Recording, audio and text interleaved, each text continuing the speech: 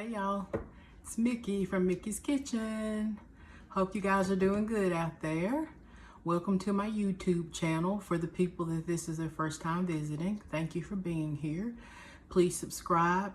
Please ding that little bell so you'll get notified whenever I do have a new video going on. And thank you for being here. So today I'm going to make my grandmother's sweet cornbread.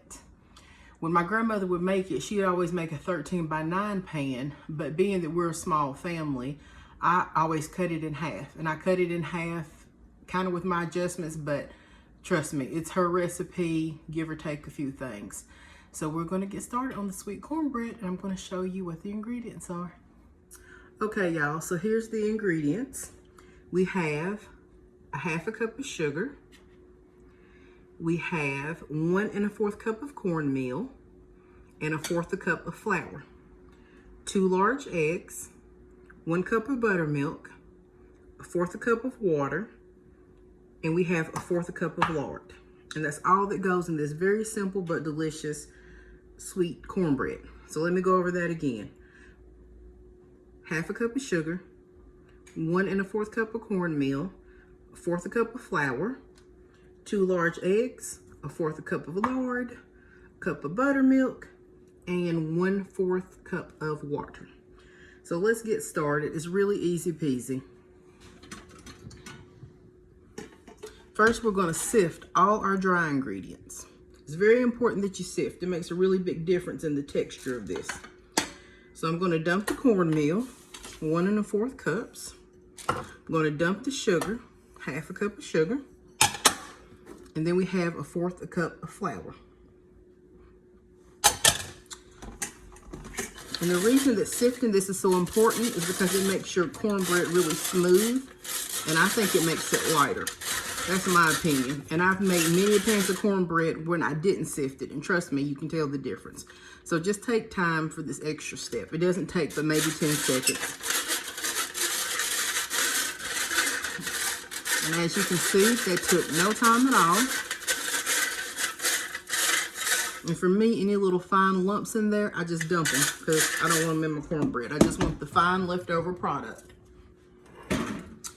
So we've got that. The next thing we're going to do is get us a spoon.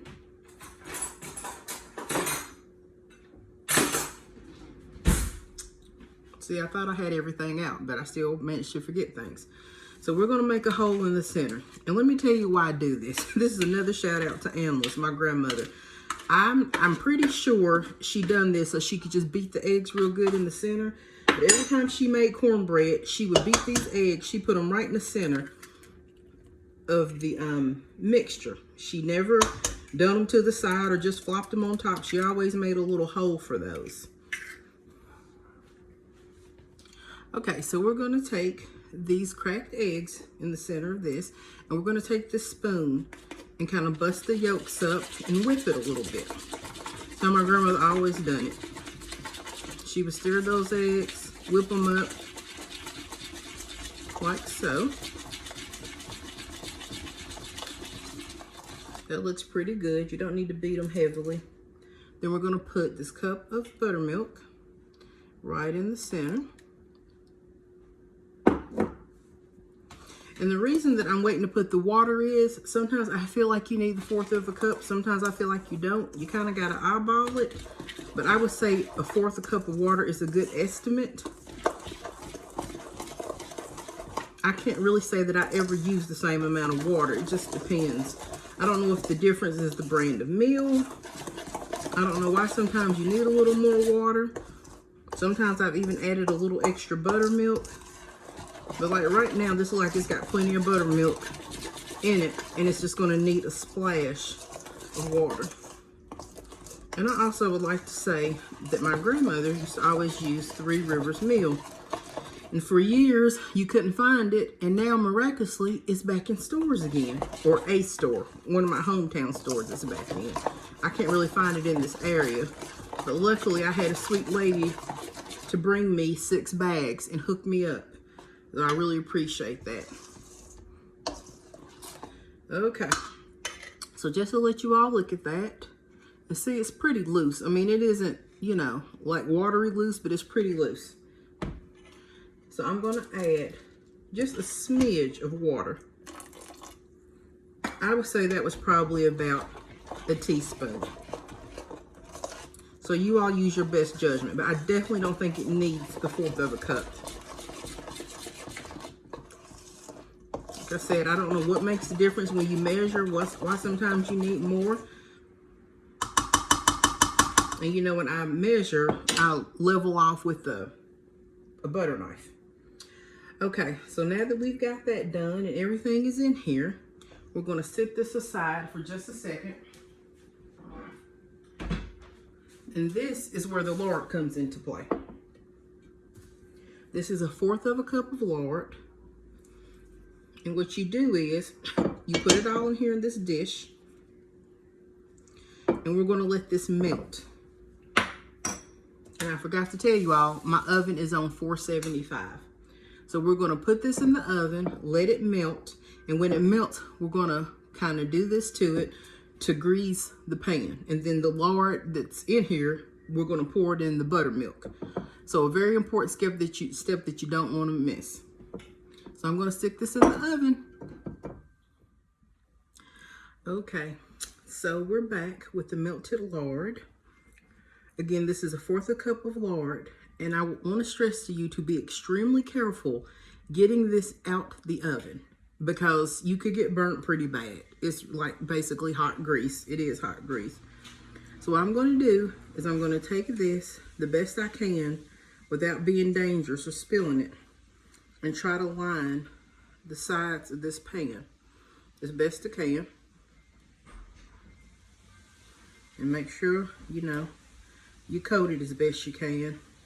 And you know something that I typically don't do, but I think that I'm going to do today? Why the heck not? I'm going to take a little Pam cooking spray and get up there at the top to where the lard didn't reach. I typically don't do that because it usually just works out fine. But I'm going to do it today.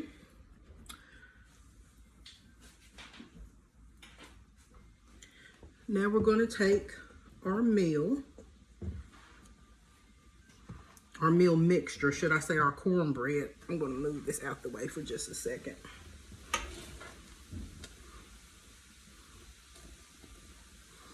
So now we have our cornbread, and we're going to take this hot lard, and again the oven was on 475, which is what we're going to bake it on. And I want you to see how much is in there, that 1/4 of a cup. I'm going to put that hot lard in there. You can hear it sizzling.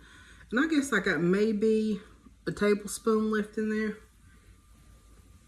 I'm not real particular with how much I leave. You just want to leave a little bit in there. So I'm going to take this and stir this. Again, be very careful not to burn yourself or to touch yourself on a hot pan, because this pan, I can feel the heat coming off of it. You just want to mix that real good.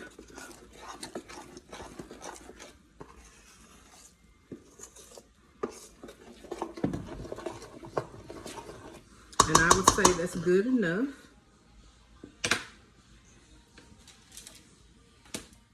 Okay, so now that we've got that stirred, we're going to take our cornbread and put it in this.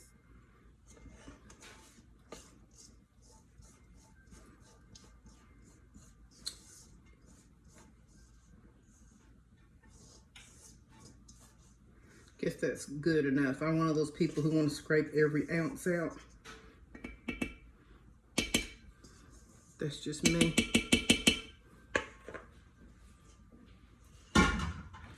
So we're going to take this, just give it a little shake to make sure it's even, so it'll bake even. And as you can see, you have the lard floating on top, but that's going to make for a beautiful pan of cornbread when it's baked. And that is literally it. And I'm going to show you all the finished product. I'm going to let this bake for probably about 25 minutes on 475. And sometimes it bakes a little more, sometimes it bakes a little less. Every oven is different. Hey y'all, so I'm back with the cornbread. And today, you know, I was telling you, check your time. I said normally 25 minutes is good. Well, this I actually took out about 4 minutes early. It's definitely done, so don't ask me. I don't know what makes the difference with things. Maybe it's altitude, maybe it's measurement, I don't know. But this cornbread baked probably about 21 minutes on 475. So here we have the finished product, and I'm gonna be careful because it's hot. And that is my grandmother's sweet cornbread. And I really feel like it doesn't look so great on film, but it definitely looks much better in front of me. But that is her lovely cornbread. Maybe it's the lighting. Maybe I should try to do it that way. But this is her lovely sweet cornbread. And if you love sweet cornbread, I would recommend you give it a try. And if you can get Three Rivers meal, definitely get that. Best cornmeal in the game, in my opinion. But I love it. It's what I was raised on. So anyway, thank you all for tuning in. Please subscribe, hit that little bell so you'll get notifications. Please tell your friends. Please like and follow Mickey's Kitchen on Facebook, which is where I post a lot of the recipes in print. Please follow me on Instagram. Honey, follow me everywhere. Follow me on Instagram. There's lots of pretty pics on Instagram. I don't post recipes on there. It's just, you know, visual pictures. Is that even what I'm trying to say? It's just pictures. But yeah, follow me on the gram. Follow me on Facebook for, like I said, the actual written recipes. Sometimes on Facebooks, I do lives and go back and forth with people, which is always fun. And I'm going to start trying to do more things on YouTube. So I will have videos and, you know, I'm working through this, y'all. Just bear with me. But thank you again and tune in next time. Bye.